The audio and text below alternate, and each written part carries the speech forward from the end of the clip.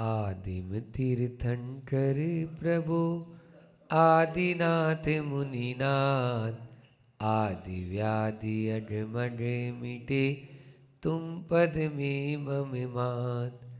चरण शरण है आपके तारण तरण जियाज, भवदधि तट तट ले चलो करुणा कर जिन राज। बोलिए आदिम तीर्थंकर आदिनाथ भगवान की। मूल नाइट 1008 श्री सुमतिनाथ भगवान की। चिंतामणि पारसनाथ भगवान की। आचार्य गुरु और विद्यासागर जी महामुनि राज की। परम पूज्य मुनि श्री 108 दुर्लभ सागर जी महाराज की।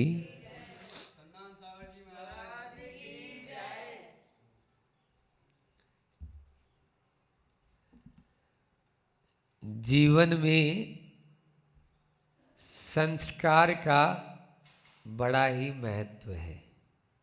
जीवन में संस्कार का बड़ा ही महत्व है और वाहनों में कार का बड़ा ही महत्व है। वाहनों में कार का बड़ा ही महत्व है। आभूषणों में हार का बड़ा ही महत्व है। आभूषणों में हार का बड़ा ही महत्व है। और हमारे गुरुजी बोलते हैं भोजन में लार का बड़ा ही महत्व है।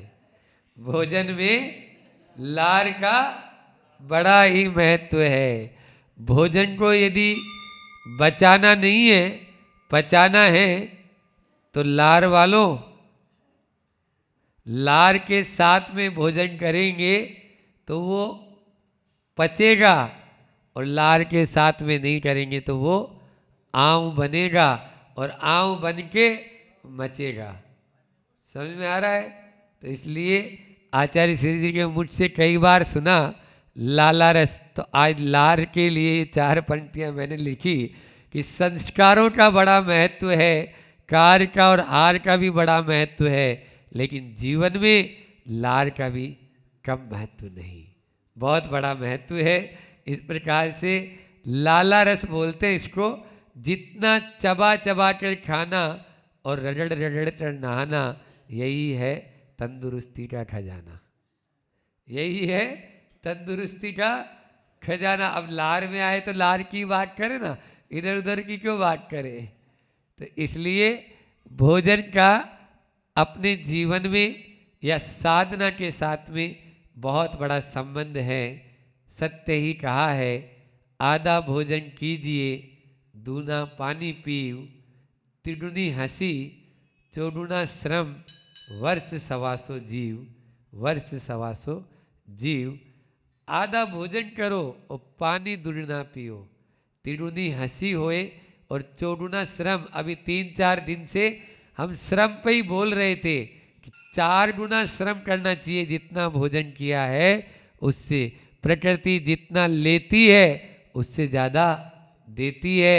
गाय जो है भूसा खाते और अमृत तुल्य दूध देते। समझ में आ रहा है? तो इसका मतलब जब पशु जानवर भी जो लेते हैं उससे ज़्यादा देते हैं, तो हम क्यों नहीं दे सकते? हम भी दे सकते हैं, लेकिन बशर्ते हमारे अंदर में वैसी सोच हो, हमारे अंदर में वैसी भावना हो। पत्थर मारने वाले को भी आम का पेड़ पत्थर नहीं मारता, आम देता है मीठा मीठा। इसलिए हमें मीठा आम खाना है और मीठा आम ही खिलाना है। आज उसी भोजन से संबंधित आज अपन चर्चा कर रहे हैं। चोखा होता है ना, चोखा, आप लोग तो चोखा लगाते हैं। तो चोखा का मतलब ही है 4 क जहाँ हो वो चोखा। 4 क का जहाँ ध्यान रखा जाए, चौका, है ना? वो 4 क कौन कौन से हैं? तो पहला है क्या, दूसरा है कहाँ, तीसरा है कब और चौथा है कैसे। क्या, कहाँ, कब, कैसे, द्रव्य, क्षेत्र, काल और भाव। द्रव्य क्या, क्षेत्र कहाँ, काल कब, और भाव कैसे।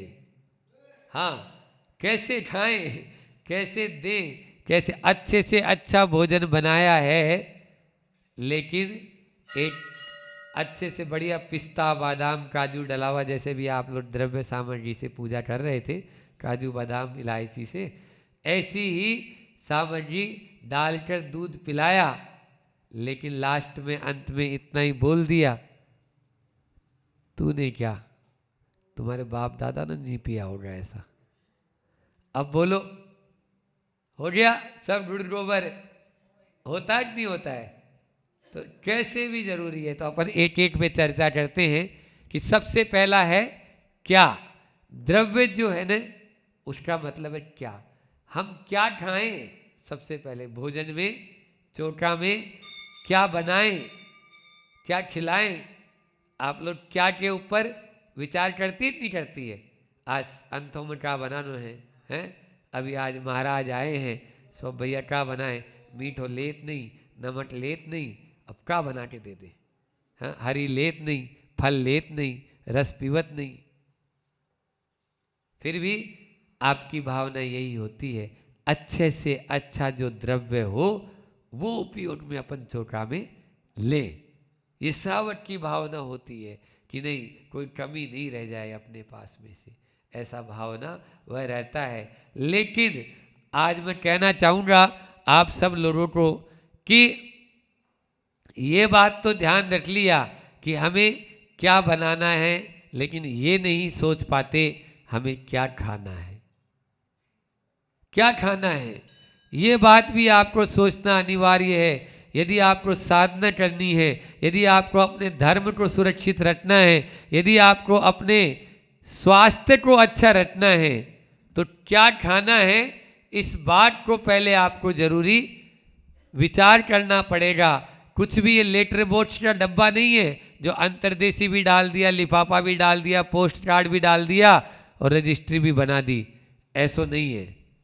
इसमें तो सोच समझ के आपको डालना होगा।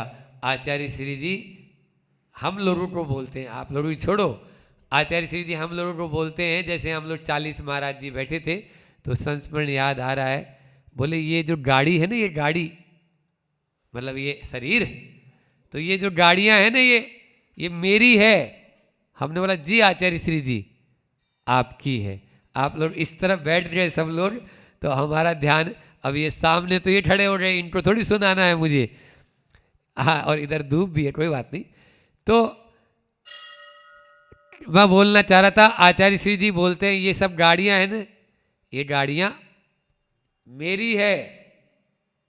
क्या बोलते हैं, हम सब मुनि महाराज के लिए बोलते हैं, ये सब गाड़ियां मेरी है, तुम लोगों को तो चलाने के लिए दी है, तुम लोगों को चलाने के लिए दी है। बंधुओं, बहुत बड़ा रहस्य छिपा हुआ है कि गाड़ी आचार्य श्री जी की है या ये गाड़ी भगवान ने बनाई है, हमें ये चलाने के लिए मिली है। तो इसमें पेट्रोल भी अच्छा डालें, बढ़िया वाला डालें। कूड़ा कचरा डाल देंगे तो 2 दिन में ही इंजन ठप हो जाएगा। इंजन को सही चलाना है तो इसमें पेट्रोल भी तो अच्छा डालो, ऐसे नहीं अब वो पाउच लटके रहते हैं। हमने अभी इधर आपके गांव में भी आ रहे थे, सो दुकानों के ऊपर 10 रुपए में 5 रुपए में लिखा भी रहता है उनके ऊपर, हाँ, कुरकुरे।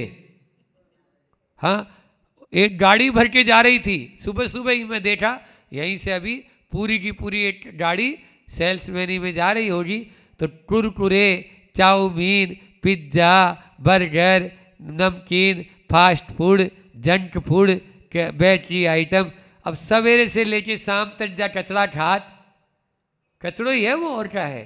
अरे उससे अच्छा एक रसगुल्ला खा लो, उससे अच्छा एक गुलाब जामुन खा लो, उससे अच्छा एक दही की लस्सी का गिलास पी लो, सो ताकत आए। उतना भी नहीं है पैसा, चलो तो हम तो बोल रहे हैं चने सेको, अभी तो चने खूब है अपने खेतों में, चने सेको हो रहा और सत्तू बनाओ और अच्छा गुड़ मिलाओ और पियो, घोड़ा जैसी ताकत आ जाए। अब जो कचड़ा खाए तो कचड़ा जैसी ताकत आए। थोड़ो सो काम करे नहीं, 4 सीढ़ी चढ़ जाए सो श्वास फूलने लग गई महाराज, गोड़ा में दर्द होने लग गो महाराज, बैठ गए तो उठा नहीं जा रहा और उठ गए तो बैठा नहीं जा रहा। किस कारण से बोलो, किस कारण से? ये सब कचरा देखो। हम तो सीधी सीधी बोलेंगे और शुद्ध मांसाहार है। क्या बोला? हाँ, अशुद्ध नहीं, सुन रही है बहन पीछे, शुद्ध मांसाहार है। ये लोग भी जो जैनेतर लोग हैं वो भी सुन लो, हम तो सबके लाने बोल रहे हैं। हिंदू हैं लेकिन अपन ये, अगर ये जिसमें आपके जीव वध हुआ है, जीव हिंसा हुई है, क्या वो साकार है? कौन ने बनाओ, कब बनाओ, कैसे बनाओ, कछु नहीं मालूम, और उसी की बात कर रहे हैं हम आपके सामने। तो पहला क्या था? क्या खाएं, ये सबसे महत्वपूर्ण है। जैसा खावे अन्न और वैसा होवे मन, और जैसा पीवे पानी और वैसे बोले वाणी। सीधा सीधा है, आचार्य हमारे कह के गए हैं। इसलिए हमें क्या खाना है, कितना खाना है, ये सब इसमें आता है। अपन होता क्या है, ऐसा हुआ एक बार पिता और पुत्र दोनों पंगत में गए। अब पहले ऐसे तो था नहीं कि रोज रोज मालपुआ बनते, रोज रोज कढ़ाई चढ़ते, कोई बार त्योहार पे कढ़ाई चढ़ती, आप लोग तो सब जानती हैं, पुरानी महिला बैठी है। अब हुआ ये कि वो पंगत में गए दोनों, और जैसे ही वहाँ पर लड्डू बने थे सो लड्डू खाना शुरू दोनों। अब बीच में क्या हुआ, बेटे ने 1 गिलास पानी पी लिया, तो बाप ने 1 उठा के धर दी। बोले पानी पीने के लिए आए क्या इधर, यहाँ लड्डू खाने आया पानी पीने आया? पानी तो अपने घर में ही बहुत रखो है। अब धर तो दी, बोला कुछ नहीं, वो लड्डू खाए, दोनों चलते बने। जब रास्ते में जा रहे थे तो रास्ते में बेटा ने बोला कि पिताजी आपने मुझे मारा क्यों था?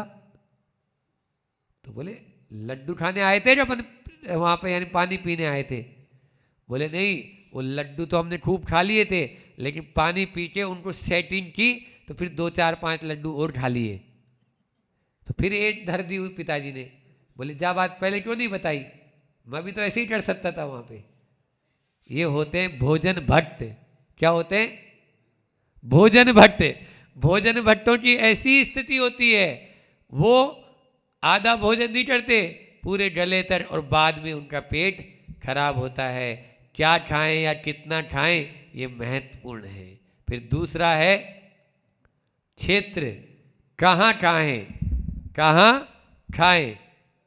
आज की स्थिति ये है कि घर का भोजन तो, जैसे अभी माँ बोल रही थी कि माँ महाराज जी घर का भोजन तो अच्छा लगता नहीं है, बाजार का अच्छा लगे थे उसको। एक बार जीभ पे चटपटा स्वाद लग जाए, अब उसको फिर वो रास नहीं आते। जबकि असली भोजन तो वही है। तो कहाँ खाएं? सबसे पहले घर पे खाएं। शुद्धि अशुद्धि का विवेक रखें, अशुद्धि में मत खाओ, शुद्धि में खाओ। पहले नीचे बैठ के खाते थे, और अब डाइनिंग टेबल, टेबल आ गई ना ऊंची वाली, अब टेबल पे बैठ के खाते हैं। यदि टेबल पे बैठ के खाओगे तो घुटनों में दर्द तो होएगा ही। बोलो, घुटनों में दर्द होएगा ही नहीं होगा? पहले नीचे जमीन पे बैठ के खाते थे, और नमोकार मंत्र बोल के और फिर भोजन करते थे, उसका बहुत बड़ा प्रभाव होता था। लेकिन अब स्थिति ऐसी हो गई है कि बस कब खा रहे हैं कोई पता ही नहीं है, जूते पहने हुए हैं, शुद्धि अशुद्धि का कोई विवेक ही नहीं है। वो उठाई बोतल खोली, गड़ गड़ गड़ गड़ पानी पी रहे। एक बात ध्यान में रखना, आचार्य श्री जी कहते हैं भोजन नलिका और आहार नलिका दोनों यहीं से जा रही है। थोड़ा सा भी यदि लापरवाही हुई, आप देख लो, कई बार होता है ऐसा, भोजन नलिका का यदि श्वास नलिका में पानी चला गया, भोजन चला गया, प्राणांत हो जाएंगे। इसलिए भोजन करते हुए कभी भी बात नहीं करें। दूसरा, आजकल जो रसोई घर होते हैं वो रसोई घर अंधेरे में बनने लग गए हैं। अंधेरे में यदि रसोई घर है तो वो रसोई घर आपका रात्रि भोजन का दोष लग रहा है। क्या बोला मैंने? साधु तो लौट ही जाते हैं। यदि मान लीजिए आपने लाइट बना के भोजन किया है तो इसलिए दिन में भोजन करें और दिन में ही बनाएं। आलोकित पान भोजन उसी को बोलते हैं जो सूर्योदय के, सूर्य की किरणें जहां पर पहुंचती है उस जगह भोजन बने। जो बड़ी बड़ी मल्टियां होती है, बिल्डिंग होते हैं, उनमें अंधेरा आ जाता है। उस अंधेरे से उसमें जीवों की उत्पत्ति होती है और जीवों की उत्पत्ति से रात्रि भोजन का दोष आपको लगेगा। इसलिए रात्रि भोजन के दोष से बचना है तो आपको आलोकित पानी भोजन कब करें? काल सूर्योदय के बाद करें और सूर्यास्त से पहले करें। रात में भोजन करना हमारे स्वास्थ्य के लिए भी हानिकारक है और धर्म के लिए भी हानिकारक है। इसलिए रात में भोजन कभी नहीं करें। अरे अपने जैन पुराणों में ही नहीं, जैनेतर पुराणों में भी ये बात बताई गई है कि रात में भोजन करना मतलब सीधे सीधे मांसाहार का सेवन करना, क्योंकि रात्रि में जीवों की उत्पत्ति बहुत ज़्यादा हो जाती है। उन जीवों की उत्पत्ति हो जाने से रात में भोजन नहीं करना चाहिए। देखो किसी के धर्म पर व्यंग्य करने का क्या नतीजा होता है। एक बार ऐसा हुआ, जयपुर की ये घटना है, सत्य घटना है। वहाँ के एक वैद्य हैं अशोक जी वैद्य जी, अशोक जी वैद्य जी हैं और वो रात में भोजन नहीं करते थे, दिन में ही भोजन करते थे।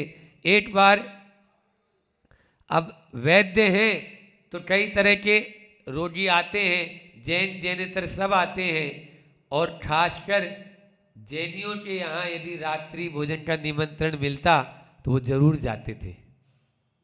क्या बोला हमने? सुन रही हो नहीं सुन रही हो? हाँ, जैनियों के यहाँ रात्रि भोजन का निमंत्रण मिलता तो वो जरूर जाते थे, लेकिन उसके यहाँ का पानी भी नहीं पीते थे, बल्कि वहाँ जाकर ये और बोलते थे शान से, मैं जैन हूँ, रात में भोजन नहीं करता।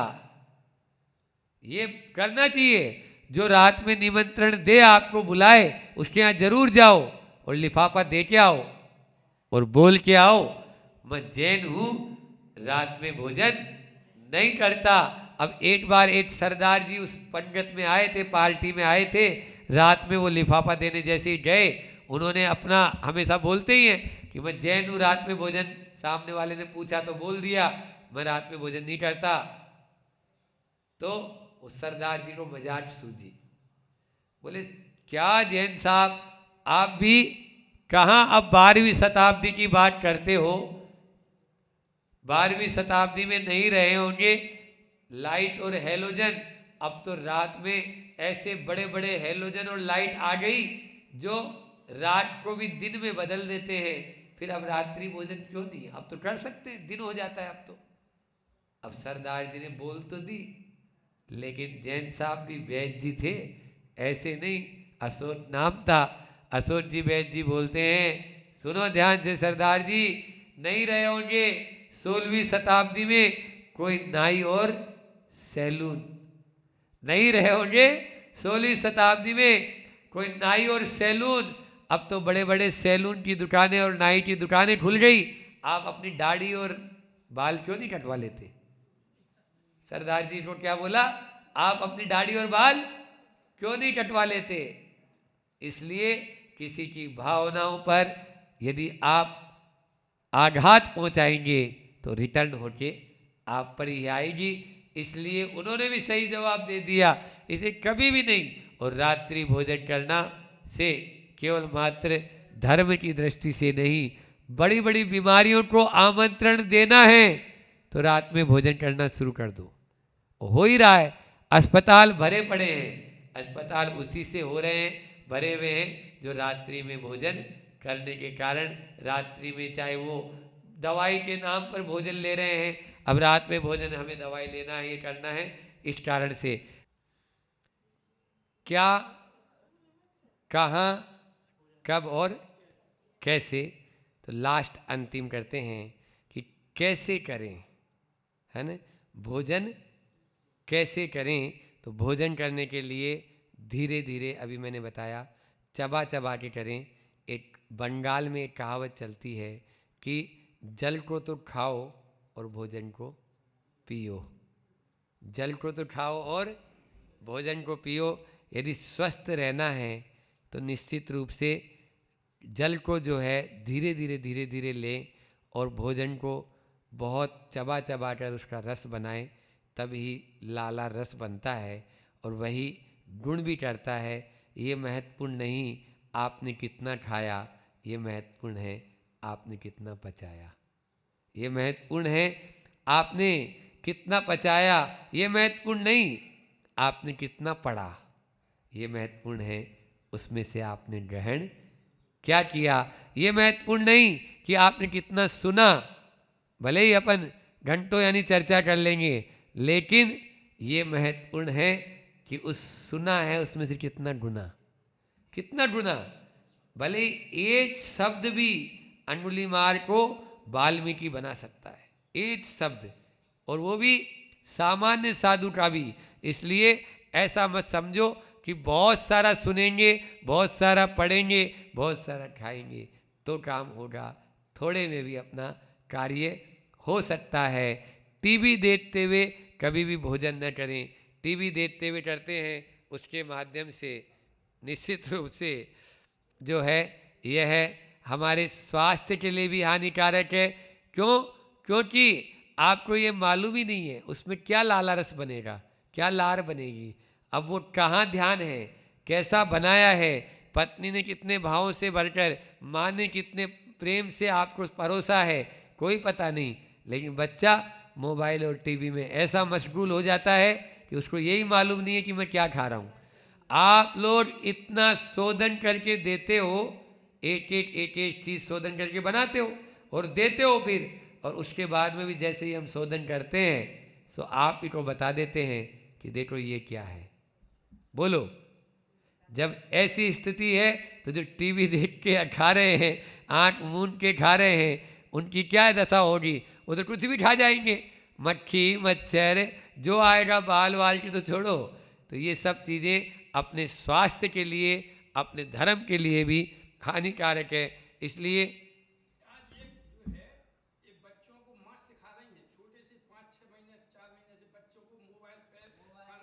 हाँ, ये क्या हो गया है, वो ऐसे भोजन करता नहीं है, ऐसे भोजन करता नहीं तो उसको मोबाइल दे दिया। सही बोल रहे हैं बाबूजी कि मोबाइल दे दिया, वो भी जिद करता है कि मैं मोबाइल लेऊंगा तो भोजन करूंगा।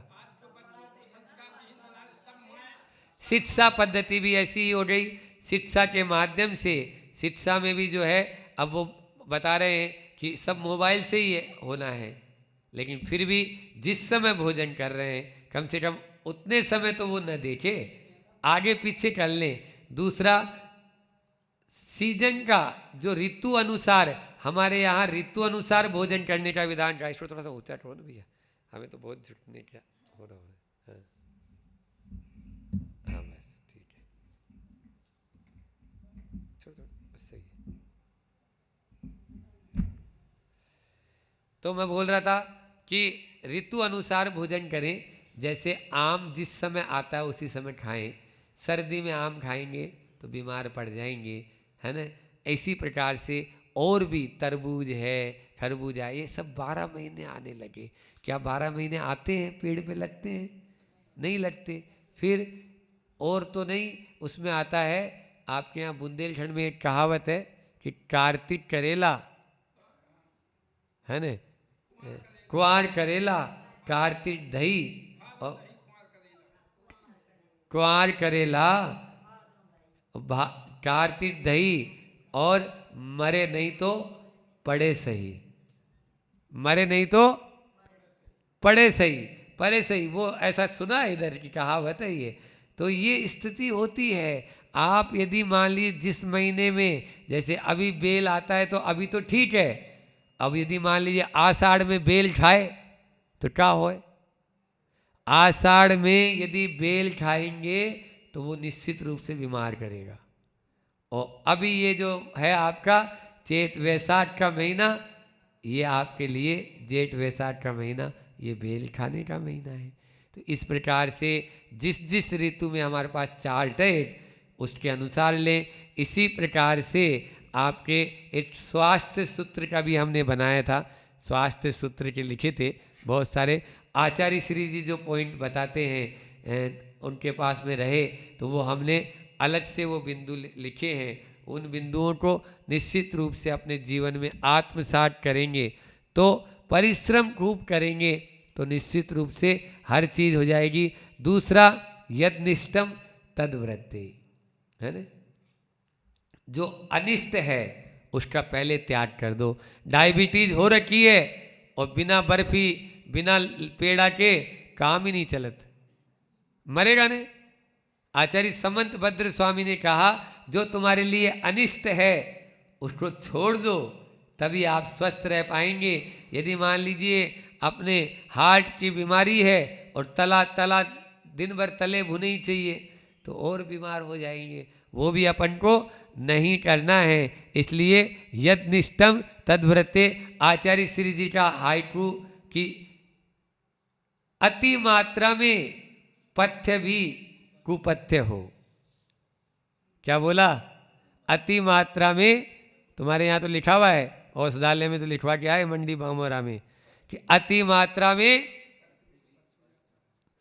अच्छी चीज है, लेने योग्य है, लेकिन ज्यादा मात्रा में लेंगे तो क्या होएगा? बोलो, ज्यादा मात्रा में लेंगे तो बीमार ही पड़ेंगे। इसलिए अति मात्रा में पथ्य भी कुपथ्य हो जाता है। आप मात्रा मासी हो, जैसे माएँ होती है, वो माँ क्या करती है, किसको कितनी मात्रा देना है ये ध्यान रखती है। दादाजी हैं यदि 80 साल के, उनको उतनी मात्रा में भोजन कराएगी, और छोटा बच्चा 5 साल का है तो उनको उतनी मात्रा में, और जवान बेटा यदि 30 साल का है और खूब काम करने वाला है तो उसको उसी हिसाब से परोसेंगे। ये परोसने की कला माँ के अंदर आती है। अनुपात का ध्यान रखो, अनुपात के अभाव में अच्छी चीज भी आपकी बुरी हो जाती है। और एक चीज और याद रख लेना, संयोजन का ध्यान रखें, क्रम का ध्यान रखें, किस चीज के बाद में कौन सी चीज नहीं लेनी है। खट्टी मीठी, क्या बोला? खट्टी मीठी और तली चीजों के ऊपर कभी पानी मत पीना, लिख लो। खट्टी मीठी और तली चीजों के ऊपर कभी भी पानी मत पीना। पानी पियोगे तो निश्चित रूप से या तो खांसी होगी या फिर आपको बुखार वगैरह या कुछ भी आपकी जठराग्नि बंद हो जाएगी। आपने मीठी चीज़ खाई और उस पर पानी पी लिया, बस समझ लो आंतों में स्वेलिंग आए बिना नहीं रहेगी, स्वेलिंग आएगी। ये चीज़ें अपन को याद रहना चाहिए। कोई चीज़ के साथ में ओ एक खींच बनता है आपके इधर, अब खींच है और उसके साथ में दूध ले रहे हैं, ये दोनों विपरीत हैं, विपरीत हैं। अंदर जाके एक मुनि महाराज जी ने ले लिया था, पेट इतना मोटा हो गया, हमारे जैसे थे वो, ऐसा मोटा हो गया और फटने वाला है अब, बस ऐसी स्थिति हो जाती है। इसलिए कौन चीज़ के साथ में कौन सी चीज़ नहीं लेनी है ये बहुत ज़रूरी है, समझदारी है। नहीं तो डिहाइड्रेशन और ये उल्टी वगैरह होती है, जी मचलाता है, ये इसी कारण से होता है कि आपने किस चीज़ के ऊपर क्या चीज़ खाई। इसलिए ये भी बहुत ज़रूरी है। एक और बता दे कि आचार्य श्री जी का एक और हाइकू दे देता हूँ। खान पान हो मर्यादित शिक्षा से खानदान हो। क्या बोला? खान पान हो मर्यादित शिक्षा से खानदान हो। यदि मर्यादित आप अपनी शिक्षा रखेंगे, आप अपने ज्ञान को अच्छा बना के रखेंगे, उसको अज्ञान नहीं बनने देंगे, अपनी बुद्धि को ठिकाने रखेंगे। नहीं तो ये जीभ है ना, ये सारा कमाल इसी का है। 2 इंची की जीभ है, बस ये इसके ऊपर रखते ही उतरी घाटी और हुई माटी, उतरी घाटी और हुई माटी। लेकिन इस 2 इंची के जीभ के चक्कर में 80-80, 90-90 साल के बूढ़े भी उसी के चक्कर में थोड़ा सा नमक कम हो जाए तो बस फिर देखो मन जो है सोच लेंगे बिल्कुल ये नहीं आ रहा है, ये नहीं भा रहा है। लेकिन क्या करें, अभी जो दादाजी बोल रहे थे उनकी बात पे आपको बता दें, पहले 8-8, 10-10 बच्चे होते थे, एक बच्चे पर ज़्यादा लाड नहीं होता था। अब 1 लड़का और 1 लड़की होते, तो अब क्या करें, नहीं खाते तो उसके पीछे पीछे पीछे पीछे भागते हैं। पहले माँ बोलती थी खाना है तो खा ले, नहीं तो चल बाहर चल, जब तुम्हें भूख लगेगी अपना आप आ जाएगा। अब इतना कड़क दिल है ही नहीं।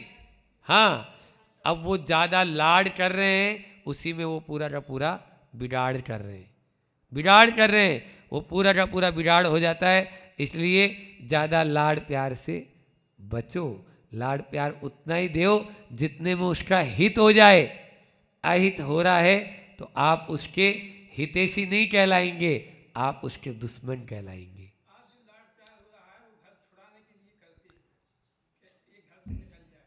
दुश्मन, दुश्मन है आप। क्यों क्यों? इसलिए लाड प्यार कर रहे, सही बोल रहे हैं कि वो पढ़ लिख के बड़ा आदमी बनेगा, आपको यहाँ पूछेगा ही नहीं। कम पढ़े सो हल से गए, और ज़्यादा पढ़े सो घर से गए, घर से गए, है ना? यही स्थिति होती है। चलिए, इसी प्रकार का होता है। आचार्य श्री जी एक बात और बता दूं, आचार्य श्री जी अभी सब लोगों के लिए बता रहे हैं कि 5 सफ़ेद जहर होते हैं। सुन रहे हो? 5 सफ़ेद जहर होते हैं। इस पर कभी हम चर्चा करेंगे, अभी केवल नाम बता रहे हैं कि पहला है चीनी। पहला क्या है? चीनी। दूसरा है शक्कर जिसको बोलते हैं। फिर दूसरा है नमक, सफ़ेद नमक। फिर तीसरा है मैदा, बिल्कुल बारीक हो गया आटा, आंतों में जाके चिपकता है। और चौथा है सफ़ेद दूध, मतलब जर्सी गाय का जो दूध होता है वो जहर की कैटेगरी में आता है। कैंसर का प्रबल कारण होता है वो जर्सी गाय, गाय नहीं है। और 5वां है सफ़ेद पॉलिश वाले चावल। आपके यहाँ गांव में जो चावल होते हैं उस पर ललाई होती है, वो ललाई वाले चावल अच्छे माने जाते हैं। जिस पे से वो छिलका उतार दिया और ऊपर पॉलिश चढ़ा दी और बढ़िया उसको आपको दे दिए बड़े सफ़ेद झट बना के, ये चावल हमारे लिए हानिकारक है।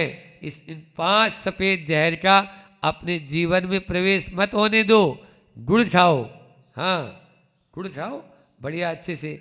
आप क्यों सफ़ेद, या फिर जो खांड आती है देसी खांड, वो भी अपने लिए लेने योग्य है, लेकिन वो दिखने में अच्छी नहीं होती, इसलिए कोई खाता नहीं है। नमक में सेंधा नमक ले, लाल लाल सा रहता है, वो ले। और फिर आपके मैदा मत, मोटा आटा खाओ, मोटा खाओ और मोटा पहनो। यही अच्छे ऊंचा उठने की और साधना करने की एक बात होती है। और आपके देसी गाय का जो दूध होता है वो पीला होता है, इसलिए वो ले। और आपके अंत में पॉलिश वाले न लेके ललाई वाले देसी चावल अपन उपयोग में लें तो निश्चित रूप से स्वास्थ्य भी अच्छा रहेगा, सब कुछ अच्छा रहेगा। इतना ही रखते हैं, वो आपका समय भी हो गया है। बोलिए अहिंसा परमो धर्म की। आचार्य गुरु और विद्यासागर जी महामुनि राज की।